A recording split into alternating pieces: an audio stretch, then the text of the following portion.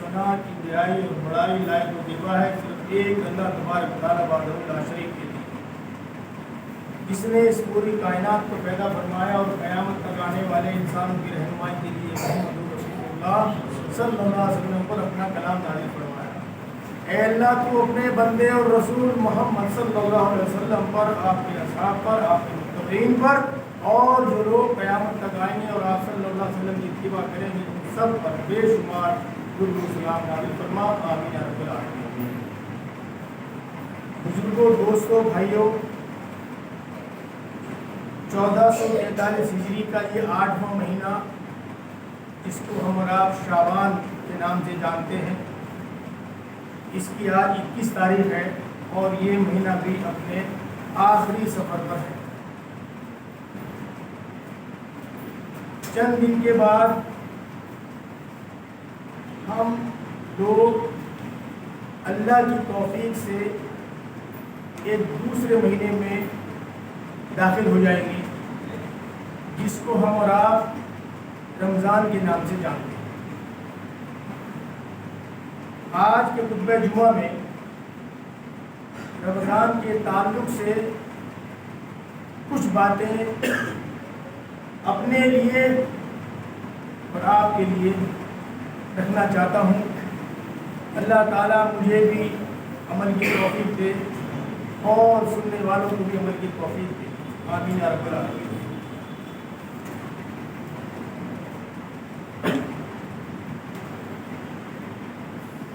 سب سے پہلے سورہ بقرہ کی آیت 183 بسم اللہ الرحمن الرحیم، یا ایھا الذین آمنوا کتب علیکم الصیام کما کتب علی الذین من قبلکم لعلکم تتقون۔ اس میں اللہ تبارک و تعالیٰ نے خطاب کیا ہے کہ تم پر روزے فرض کیے گئے ہیں جیسے تم سے پہلی امتوں پر کیے گئے، تاکہ تم متقی بن جاؤ، پرہیزگار بن جاؤ۔ یہ خلاصہ ہے، ترجمہ ہے آیت نمبر 183 کا سورہ بقرہ۔ اب اس کی روشنی میں مجھے خود اور جتنے لوگ یہاں موجود ہیں جو سن رہے ہیں ان کو جائزہ لینا چاہیے کہ کیا اس آیت کے مطابق اللہ تبارک و تعالیٰ جو چاہتا ہے کیا وہ مقصد پورا ہو رہا ہے یا اب تک ہوا ہے؟ جتنے لوگ یہاں موجود ہیں ان کی زندگی میں 15 بار، 20 بار، 30 بار، 50 بار یا اس سے زیادہ رمضان آیا اور چلا گیا۔ ہر سال رمضان آتا ہے اور چلا جاتا ہے اور قیامت تک یہ سلسلہ اسی طریقے سے جاری رہے گا۔ بھائی آپ سو رہے ہیں، ہاتھ کھول کے بیٹھو، کسی سے نیند آتی کیونکہ ہاتھ کھول لو ہاتھ کھول لو اور ٹیک نہ لگائیں۔ اگر کسی کو تکلیف ہے کمر میں یا کوئی اور مسئلہ ہے تو ٹیک لگا لے، اس کی مجبوری ہے۔ اگر ٹیک لگا کے بیٹھیں گے تو لازماً شیطان اپنا کام کرے گا۔ بہرحال تو ہم سب کی زندگیوں میں رمضان آتا ہے، چلے جاتا ہے۔ اب اس دفعہ بھی رمضان آنے والا ہے۔ ہم میں سے کون کون اس رمضان تک پہنچتا ہے یہ مجھ سمیت کسی کو معلوم نہیں، لیکن امید یہ ہے کہ اللہ تعالیٰ نے جب یہاں اس تک پہنچایا ہے تو امید ہے اللہ تعالیٰ کی ذات سے کہ ہمیں دعا کرنی چاہیے کہ ہمیں رمضان تک پہنچا، آمین۔ آج صرف یہ بات مجھے اپنی یاد دہانی کے لیے کرنی ہے، بتانی ہے کہ کیا اب تک کی جو زندگی ہماری گزری اس میں رمضان آیا اور چلا گیا، کیا یہ جو آنے والا رمضان ہے اس کا بھی معاملہ کچھ ایسا تو نہیں ہونا کہ یہ روٹین میں آئے گا اور آپ نے سوچ رکھا ہے کہ یہ تو ہر سال کا روٹین آتا ہے چلا جاتا ہے؟ اگر ہم نے یہ سوچ رکھا ہے کہ ہر سال کا روٹین آتا ہے اور چلا جاتا ہے تو آج ایک بات دھیان سے سن لیں، جتنے لوگ ہم لوگ یہاں موجود ہیں وہ اس بات کو اچھی طرح دھیان میں کر لیں اور سوچ لیں، سمجھ لیں کہ پچھلے سال جو رمضان گزرا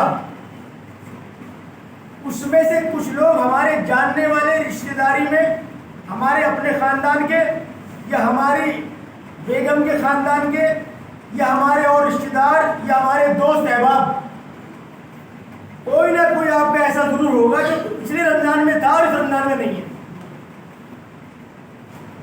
پچھلے رمضان میں تھا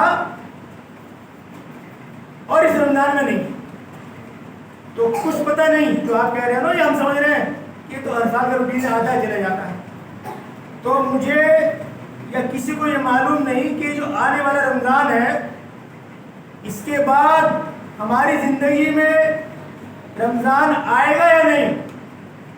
ہو سکتا ہے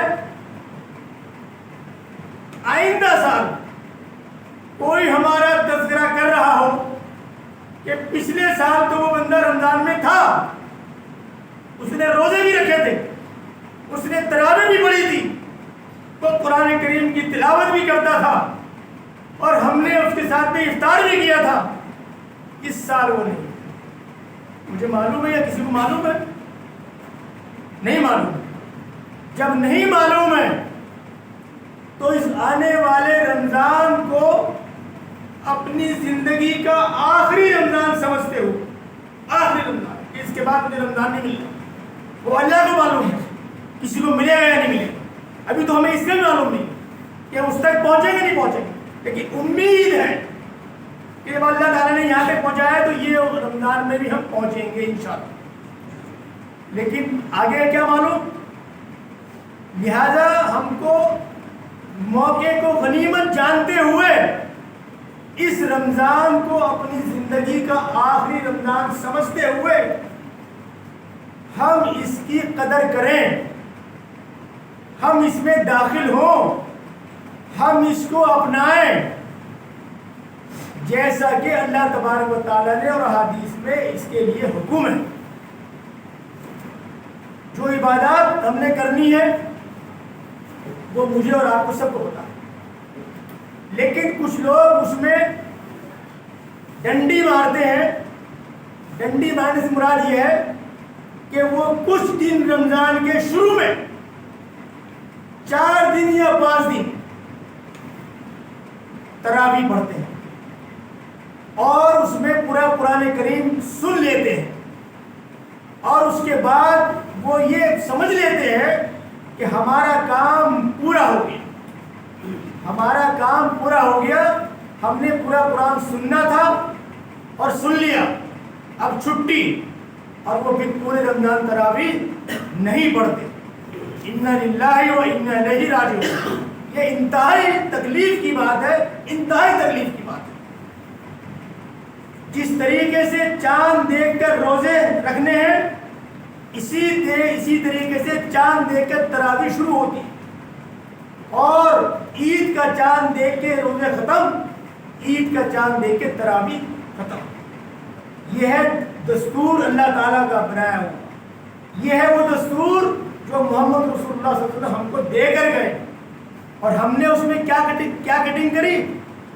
4 دن، 5 دن، 10 دن، اور اس کے بعد اطمینان سے گھومتے ہیں سڑکوں پر، بازاروں میں، خریداری میں، اور یہ کہتے ہیں، یہ سوچتے ہیں کہ ہم نے قرآن پورا کر لیا۔ آپ کو کس نے کہا ہے قرآن پورا کرنے کے لیے؟ اور ایک بات اور مغالطے سے نکال دیں دل و دماغ سے، یہ جو مسجدوں میں تراویح ہوتی ہے، حافظ صاحب یا کوئی شخص یا کوئی حافظ یا قاری نماز پڑھا دے، نماز تراویح، اس میں جو وہ قرآن پڑھتے ہیں یا مکمل کرتے ہیں تو وہ جو بندہ وہاں کھڑا ہے اس کا پورا ہوتا ہے، آپ کا نہیں ہوتا۔ وہ قرآن جہاں پر نماز میں پورا تراویح قرآن پورا مکمل کیا جاتا ہے، وہ قرآن اس حافظ صاحب کا ہوتا ہے جو کھڑے ہو کے نماز پڑھاتے ہیں تراویح کی۔ آپ کا قرآن پورا نہیں ہوتا۔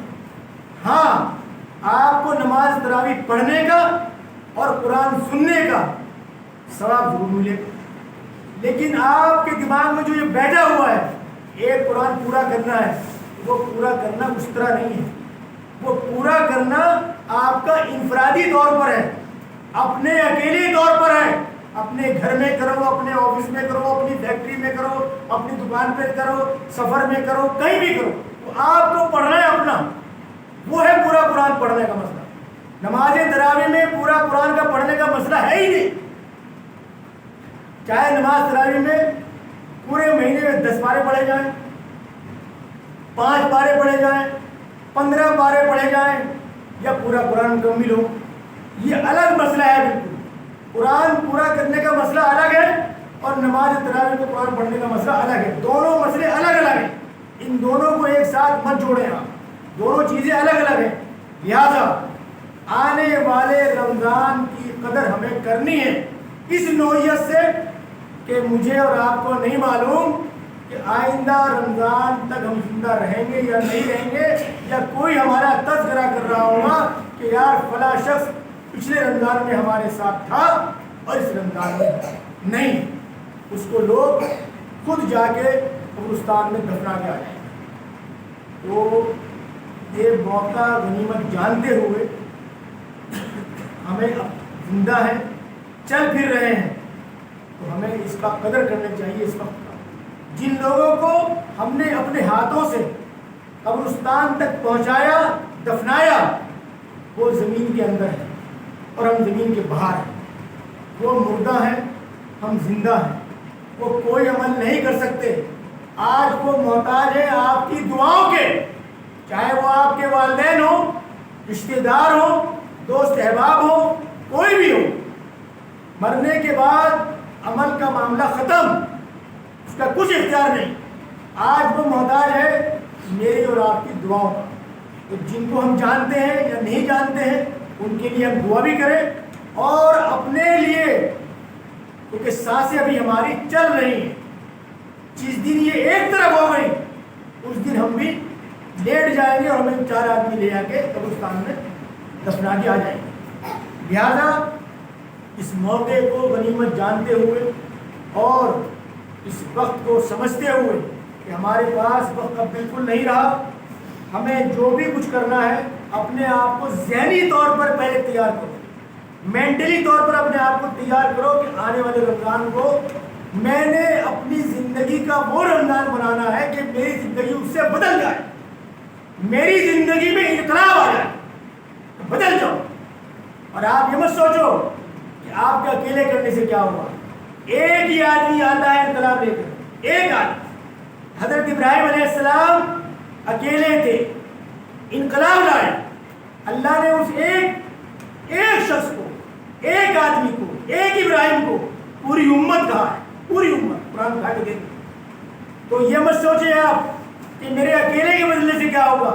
آپ کے اکیلے کے بدلنے سے ہی انقلاب آئے گا، مجھے اپنے آپ کو ہی بدلنا پڑے گا۔ لہٰذا میں دعا کرتا ہوں اللہ تعالیٰ سے اپنے لیے بھی اور آپ کے لیے بھی اور تمام سننے والوں کے لیے بھی کہ اس آنے والے رمضان کو اے اللہ تو ایسی ہمیں توفیق دے کہ یہ زندگی کو ہماری بدلنے والا رمضان ثابت ہو۔ آمین یا رب العالمین۔ اقول قولی ھذا واستغفر اللہ۔